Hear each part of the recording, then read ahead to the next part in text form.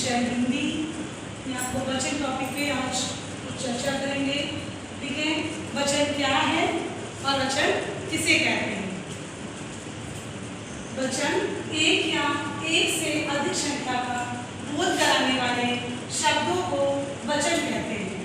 ठीक है, एक या एक से अधिक संख्या, मतलब कि इस चीज का आपको ज्ञान नहीं होगा तो आप व्याकरण की दृष्टि से आपको वाक्य बनाने में बहुत कठिनाई महसूस होगी। जैसे अगर एक क्लास में कई बच्चे बैठे हैं और हम अगर लिख देंगे कि कई बच्चा बैठा है तो वो ग्रामर की दृष्टि से गलत हो जाएगा, क्योंकि बच्चा नहीं, जब एक से अधिक होते तो वहाँ पर बच्चा नहीं बच्चे हो जाते हैं। इस वजह से हमको वचन का भी ध्यान रखना होगा।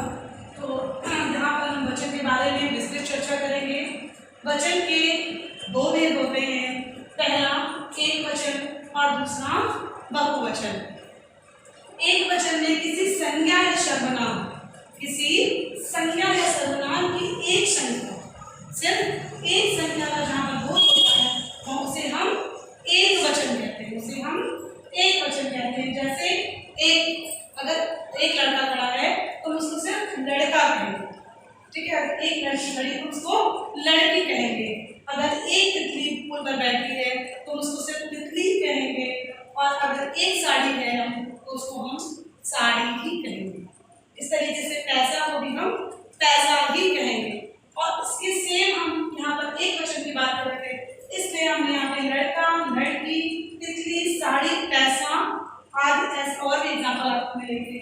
और जब हम बहुवचन में जाते हैं तो यहाँ पर किसी संज्ञा या सर्वनाम की एक से अधिक, यहाँ पर एक संख्या की बात कर रहे थे और यहाँ पर एक से अधिक संख्या की बात कर रहे थे। जब एक से अधिक संख्या का बोध कराने वाले शब्द हमको मिलते हैं तो उन शब्दों को हम बहुवचन कहते हैं। क्या कहते हैं? बहुवचन कहते हैं। जैसे यहाँ पर हमने आपको बताया था कि अगर एक लड़का है तो उसको लड़का कहेंगे, और यहाँ पर जब पूरे क्लास में बहुत सारे लड़के हैं तो हम उनको लड़के कहेंगे, ना कि लड़का। तो यहाँ पर बहुत की बात की गई, इसलिए हम एक वचन से बहुवचन में उनको परिवर्तित करेंगे। इसी तरीके से यहाँ पे लड़की जब एक होगी तो हम लड़की कहेंगे, और जब एक से अधिक होगी तो हम लड़कियां कहेंगे। अगर हम सेंटेंस बना लें एक लड़की नाच रही है तो वहां पर हम लिखेंगे कि एक लड़की नाच रही है या नृत्य कर रही है। ठीक है, और जब कई लड़कियां ग्रुप में डांस कर रही हैं तो वहां पर हम ये नहीं लिखेंगे कि लड़की डांस कर रही है, वहां पे हम बोलेंगे कि कई लड़कियां, यानी तो कई लड़कियां, यानी कि कई लड़कियां डांस कर रही है या नृत्य कर रही है या नाच रही है। तो वहां पर हमने ये चेंजेस की है। उसके बाद जैसे हमने कहा कि फूल पर तितली बैठी है, अब एक तितली बैठी थी तो मैंने तितली कहा, और जब बहुत सारी तितली बैठी है तो हम क्या कहेंगे? फूल पर तितलियां बैठी है। क्या बैठी है? तितलियां बैठी है। सेम यही कंडीशन हमारा साड़ी पे आ जाएगा। एक साड़ी देखी तो हमने कहा एक साड़ी देखी कितनी सुंदर है, और जब कई साड़ियां देखी तो हमने क्या कह दिया? साड़ियां कितनी सुंदर है। वही कंडीशन हमारे पैसा में भी हो जाएगा।